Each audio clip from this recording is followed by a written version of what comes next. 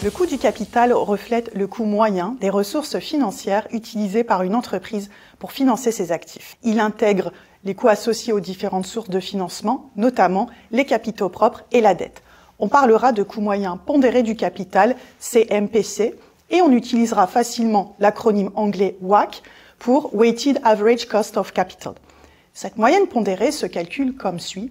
Il s'agit de la proportion des capitaux propres multipliée par le coût des capitaux propres plus la proportion des dettes multipliée par le coût après impôt de la dette. Cette formule prend en compte l'avantage fiscal lié à la déductibilité des intérêts de la dette, ce qui réduit le coût effectif de l'emprunt pour l'entreprise. Prenons un exemple numérique. Quel serait le CMPC d'une société financée à hauteur de 6 000 € par fonds propres et 4 000 € par la dette? Le coût des capitaux propres s'élève à 10% et celui de la dette à 4%, le taux d'imposition étant fixé à 30%.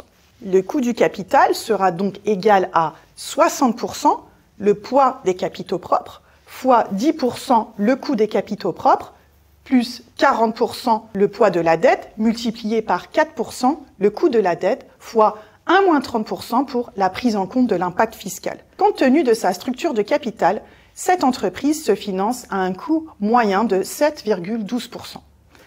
Le coût des capitaux propres est la composante la plus complexe à évaluer, notamment pour les entreprises non cotées en raison de la quantité d'informations limitée. Il se calcule grâce au modèle d'évaluation des actifs financiers, le MEDAF. Le coût du capital est un concept fondamental en finance qui représente le taux de rendement minimal qu'une entreprise doit générer pour satisfaire les attentes de ses investisseurs, qu'il s'agisse d'actionnaires ou de créanciers. Il sert de critère de référence pour évaluer la rentabilité des projets d'investissement et il est essentiel dans la prise de décision financière stratégique.